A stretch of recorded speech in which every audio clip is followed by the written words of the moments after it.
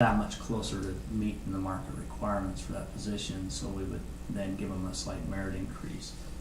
I'll leave it to Carly to go through what the values are later, but since that seems to be what she's planning. Didn't we last year, remember, we looked at all of the different employees and those that were under the market, and I thought we bumped a group of those up. We bumped 6 of them up a little closer. And I thought that got most of them right at the market level. I There's got still a few. I got them at midpoint. Yeah. Midpoint. Midpoint.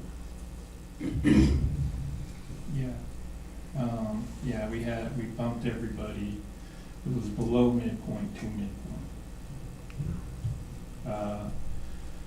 What this philosophy basically does is it gives us as management tool to and the compensation available in the budget, so that as we're doing performance evaluations and setting goals with our workforce, that the achievement of those goals and performance are recognized, not just by a pat on the back, but actually by something that means something to them and their families. So, and that's what the pay range philosophy is all about. It's directly tied to performance evaluations. It's tied to their commitment to our culture of safety and our culture of reliability, and if they aren't making progress through their job, then they just get paid what they get paid. This is something that is beyond that. So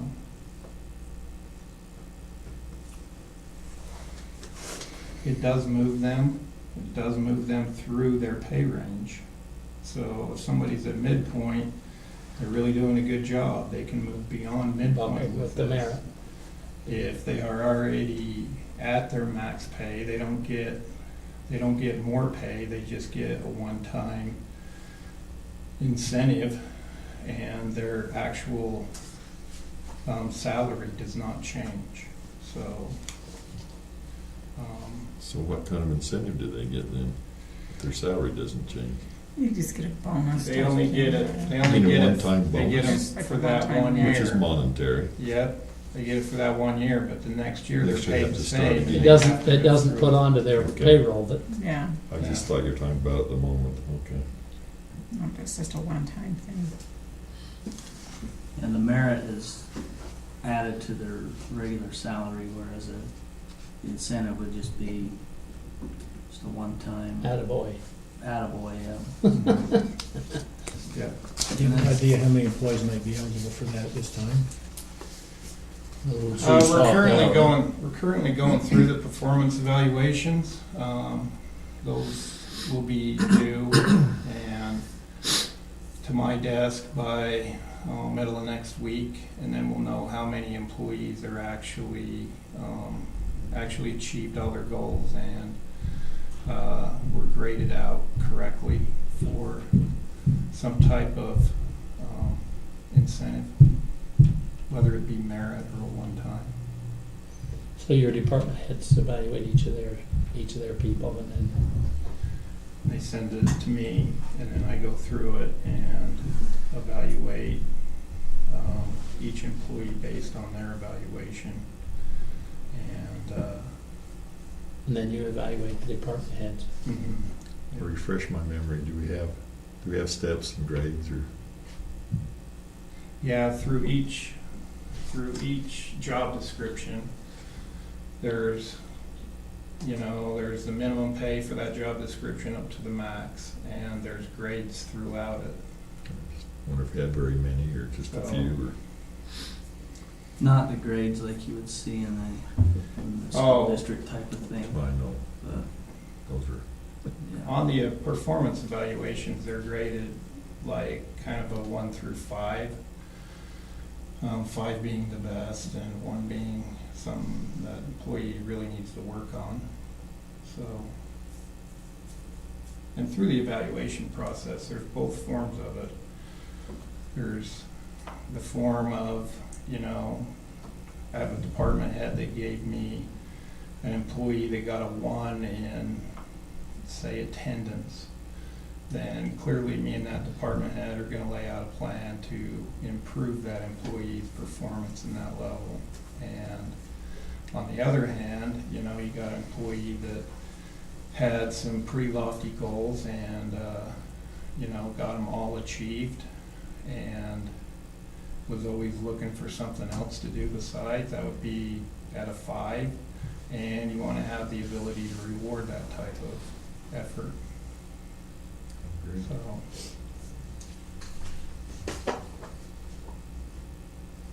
So that's how we build into the wages, for the budget going forward. Do you have any concerns or questions on the wage side of the budget, Director? Okay. Benefits. As was mentioned in the last board meeting, when we heard back from the insurance, if we was to maintain the same status quo path that we were on in 2015 going into 2016, we were looking at a 9% increase.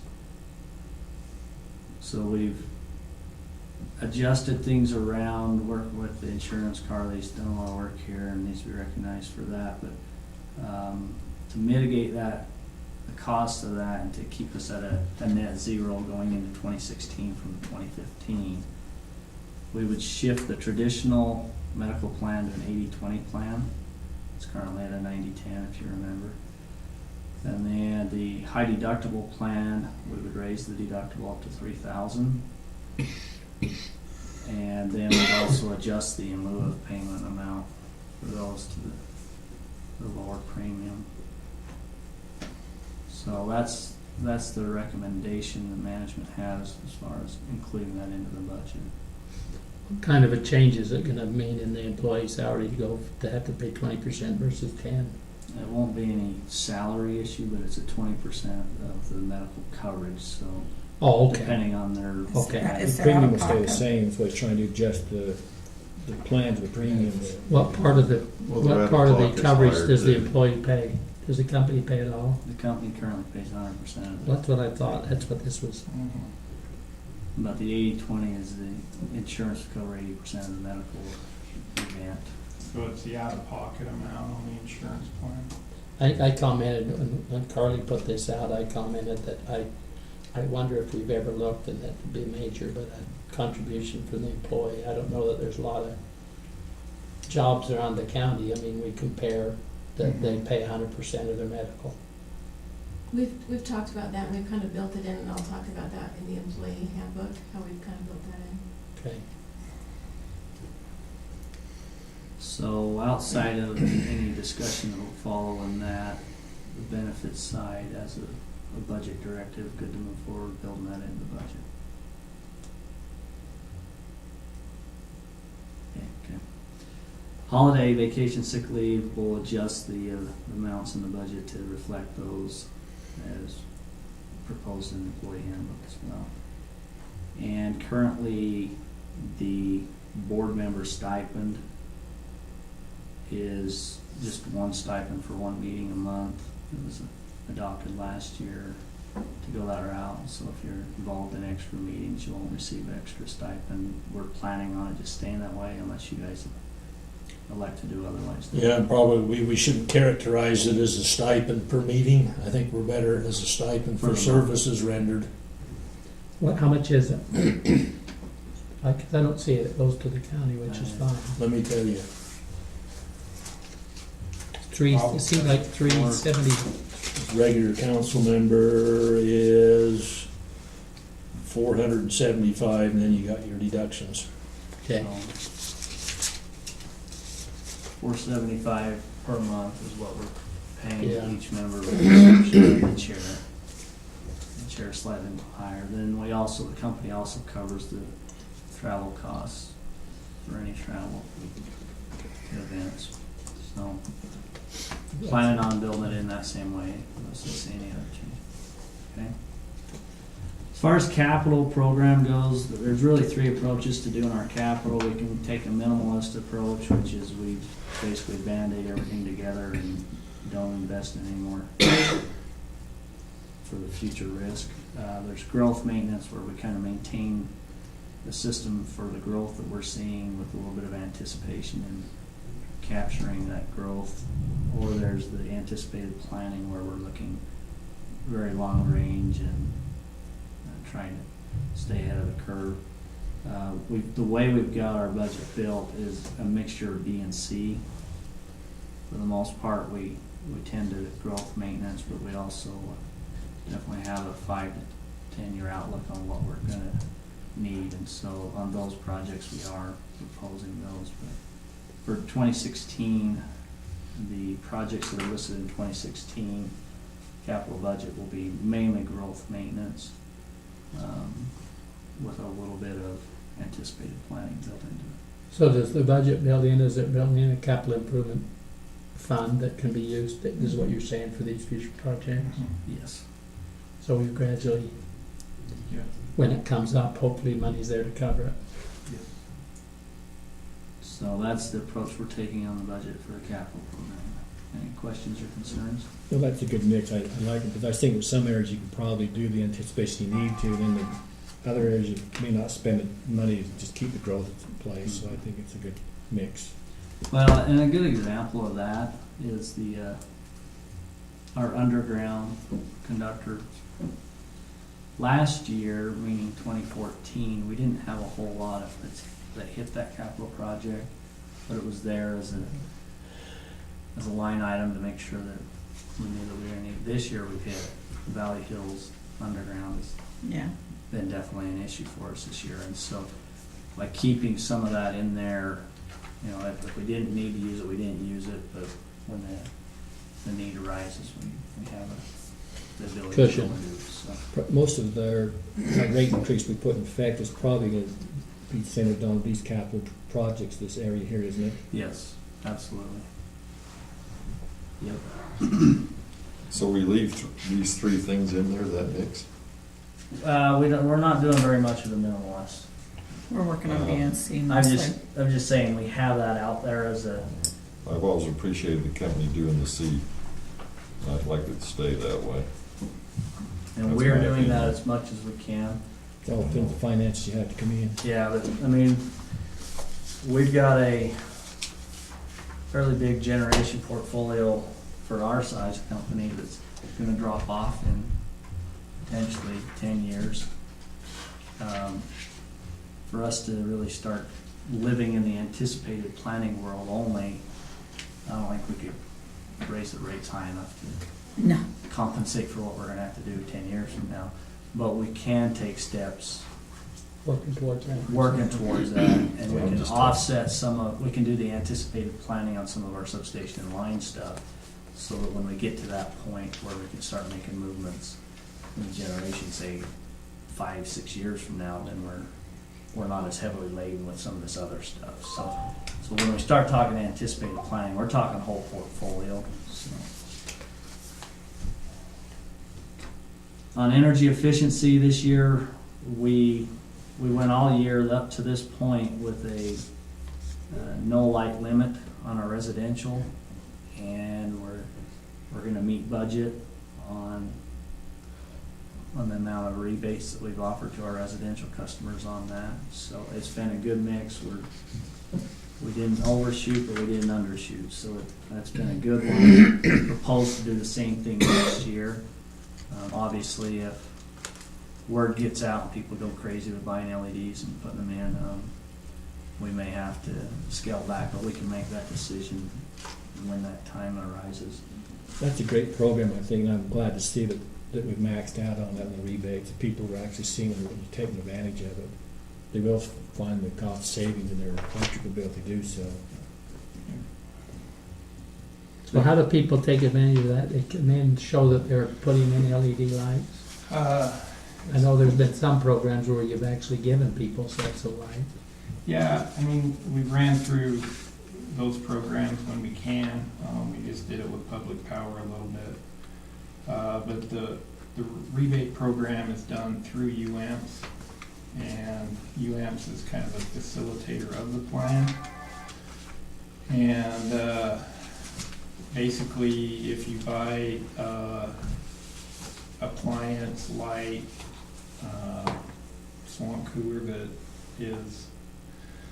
fits the rebate program, then they can go online, fill out an application, fill out the application, turn it into UAMPS. UAMPS calls, they make sure that they're a customer of ours, and if they are, they cut them a check. And then that check, the cost of that actually shows up on our UAMPS power bill as, kind of so it's always associated as a cost of wholesale energy. And if we could get our customers to think more along the lines of, is this energy efficient? That helps us out a lot. My freezer went out on me in, I want to say May. My wife went to buy a new one. And I had her call me from the store and give me the model number, just so I could make sure that we could get the rebate on it. I mean, why not get a little bit of money back, have a higher efficient freezer, and it just took a little bit of extra research. So customers, quite a few are taking advantage of that. Lighting seems to be the easiest. It seems to be the one people can gravitate to quicker, but dishwashers, fridges, freezers, swamp coolers, Furnaces. on the commercial side, we only have a light rebate program. We're budgeting, right now we have 7 commercial customers that are working with us. One of them will hopefully be done by the end of the year, budgeting to make sure that we can cover the others that we're working with as well. So that's been a good one too. We've had some stores looking at doing whole change outs, others just fixing a few parking lot lights. So that's built into the budget. As far as training, we've already talked about the education reimbursement. At this point, we don't look to be having anybody doing it during the year now. Jared Wright was our last one, and he's just completed his program, so he won't have any reimbursements coming forward. But we will have some apprenticeship training going on, although a couple of those are dropping off as well, so our apprenticeship training expense should go down this year, but we've got built in those who will be on there. And then there's some licenses and certifications that will need to be renewed this year that we're budgeting for as well. So that will be built in. Any questions on the training or concerns with what we're building the budget at? Okay. The next one is probably our 5th priority. As far as the other ones, it's a pretty big priority, but the other ones are heavily involved in keeping the lights on. But this one is just making sure that we're a good part of the community, the communities in the Snow Valley. So we anticipate and have built in the budget the street light forgiveness. You'll see that's to the tune of about $75,000. I've noticed on Main Street, yeah, I can see we changed the LEDs out. You can see the difference in colors in the lights. A lot of people are saying, how come your lights are different? But they're trying to tell them we're going to LED. But when you take and replace the old system with an LED, do you have to change the structure of the light or the wire or anything? All we've changed out is the Cobra heads, so the direct downward lights, and we've changed out probably around 90% of those that are on the system. And yeah, the Main Street ones are definitely some of them that we've changed out, but on those ones we have to meet UDOT criteria because it's Highway 40. So on the Cobra heads, we haven't changed any of the period style going down through there. We've Quite seen expensive. quite a few of them that are out now. I don't know if it's been fixed lately, but Of the period style? yeah. Yeah, they're, yeah. I mean, there was a I know. time when there was 3/4 of them in one block were out. Yeah, and I think that's that wire in the ground. I know that Wayne's been working with Mark Mark Reynolds, yeah. on getting some of that stuff fixed. Wayne Bonder, serviceman, so I know he's working with him. Good. We had a whole block out in Midway, and I think they got it figured out finally. What are we running in those lights? What are they? Are they the sodium vapor type? Yeah, I mean, we've changed out pretty much all of the mercury. There's no more of that out there. And so we're either running sodium or LED. Well, there's quite a difference too between the wattage on. Yeah. I took the Yeah, I sodium mean- out down in Charleston and took all the transformer and just screwed a 100 watt or 100 watt LED, not LED, but fluorescent in there, and it gives you the same lights, just as nice and Yeah. quarter, 3/4 less expensive. Yeah, the LED are about a 75 to 80% reduction in kilowatts. We've seen a big drop in the street lighting forgiveness by moving all those Cobras to LED. We'd like to do more, but the period style is still a little bit expensive. And I've worked with Bart, me and Bart's talked several times about possibly doing something at some point, but haven't agreed on what, where, and when yet. There is a difference in color, though. It doesn't bother me at all. And As long as they got a light, it's okay. the LED is a, It's is like a Christmas little lights, cooler or a variation. It's a than- little, yeah, it's not quite as yellow. Yeah. We call them beady-eyed. In addition to the street light, we continue to find ways to be into the community. We've got built in again to boost at the fair, sponsor the event center, Public Power Week, we'll do that again. We didn't do Relay for Life in 2015, but a lot of that was our main proponent was in China, school exchange, so we got that built in to do again this year, and then find a way to contribute to the school district. This year, we had a matching grant from the Eccles Foundation. We put $5,000 into the Junior Achievement Program, and the Eccles matched that $5,000, and we're just waiting for the program to get started at Timpanogos, because that's where they were going to do it. So they've met with the principal, and they'll pull from our ranks first for the volunteers to work with the in-class with the students. So we'd look to do something like that again next year. Try and get out and spend time with our community. And we live here, enjoy here, and we carry a very vital and deadly product to everybody in this town. So it's part of this community. So we want to make sure that What's the fair boosting? Is that the additional wattage in that for the carnival and all of that junk? that's Livestock sale. livestock. Livestock. So Livestock sale. Oh, it's a donation? yeah. Okay. Do you usually get other people beside this group in here asking for donations? You know of it? Yeah. Yeah. We just go with what has been approved here, though. This year we contributed to the community action for the high school because of the scholarships, the golf tournament. Foundation. Wasatch Head Foundation. We did that. We did the chamber. Is that part of this 4,500 for the school, or? This year we kind of blew the budget in 15. So I was just wondering if you maybe, I don't like to tag unless you got an idea, but I know the city part, we get people asking, and we're not aware they're coming and asking, they want some money, but it might be a contingency fund where you may have put 1,500 or 2,000 into it. If there's an opportunity to put back in the community, I wouldn't mind having that available, so we don't have to amend the budgets to do it. If you do that, you've got to have a criteria for them. They've got to meet a certain criteria, otherwise you've got everybody and their dog coming after you for money. But still, they're probably can, but so we Yeah. wouldn't mind putting some money aside. Right. They're gonna ask. But they need to meet a certain criteria in order to That's a good qualify. point, yeah. And we, historically, we have not approved these things unless they have an aspect where we're promoting the company, not just giving away money.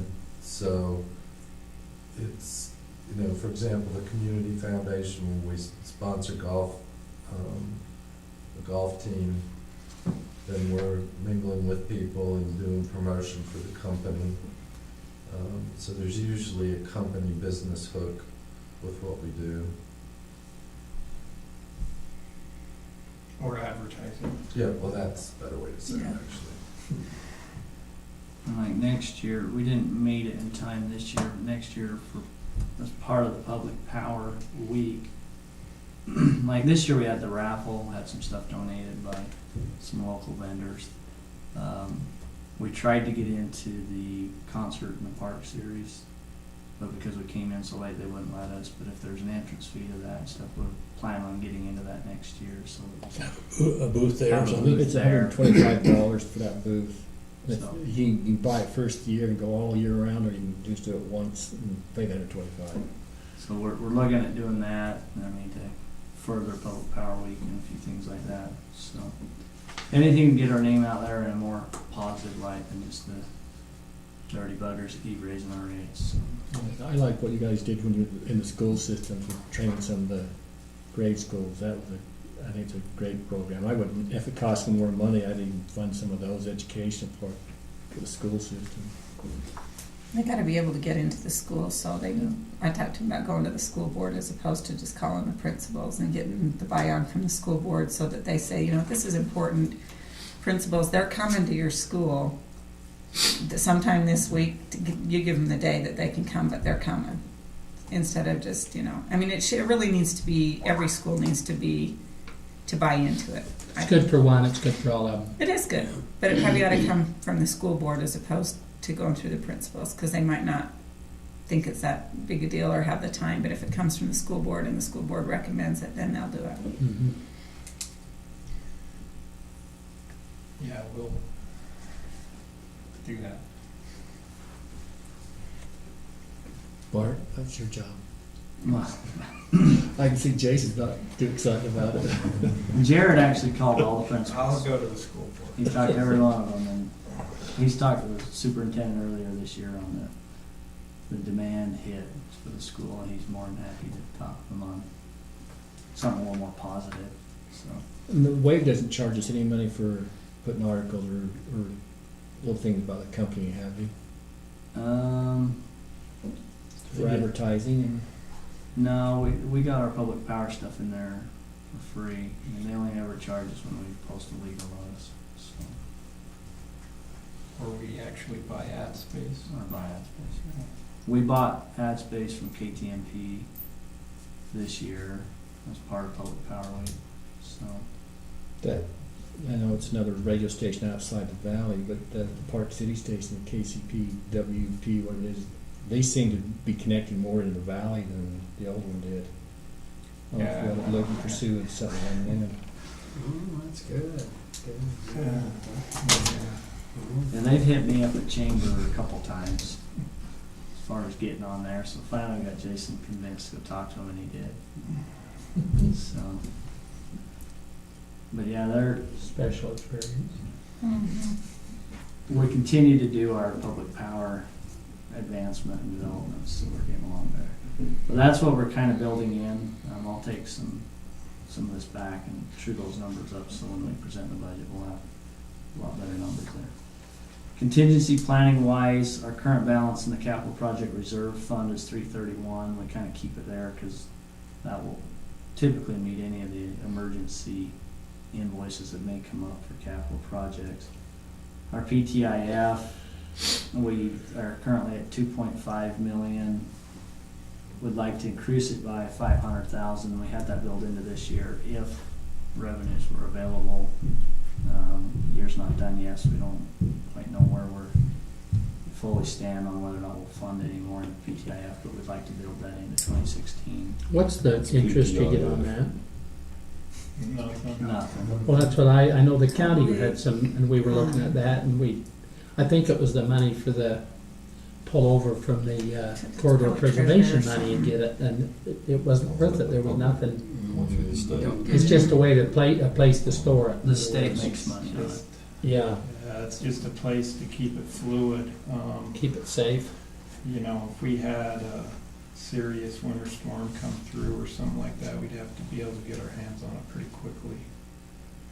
So, So to put it in a money market, it would lock it up for 6 months, isn't it? you know, I mean, clearly, if we could get a little bit more in there, we could start looking at some of those things, but right now, you know, the right event, would take that. So- Yeah. That's what I just wondered, because I know we looked, there was no interest on No, it. it's very minimal, I don't, There's quite a few restrictions on what you can do with it too, so. Mark, is that the state fund, the PTIN? Mhm. Yeah, What's that stand for? I can't remember. Public Treasurers Investment Oh, Fund. okay. What's the OBEB? That is our other post-employment benefits. Okay, So retiree healthcare. okay, Um, thank you. I talked to the actuary this week on that, and we were looking at having to do our auditors would like us to do an actuarial analysis every other year. But GASB 45 requires one every 3 years if we're less than 200 employees. We clearly meet that, so I'm going by what the law requires, not what Bailey requires, unless you guys direct me to do otherwise. It just saves us $2,300. The last one they did was a year ago, so this will be the second year on it. We had a net pension obligation of about $1.3 million as far as the total liability that we have to book on our account. The reality, if you just to look at it, we're looking close to $500,000. Our strategy in the past has been to cash flow fund that. So like this year's premiums that we've paid to the retirees that are on the program, that's just come out of our cash flow. It's not overly burdensome. If this number was much higher, then we may consider setting aside funds in an account, but as of right now,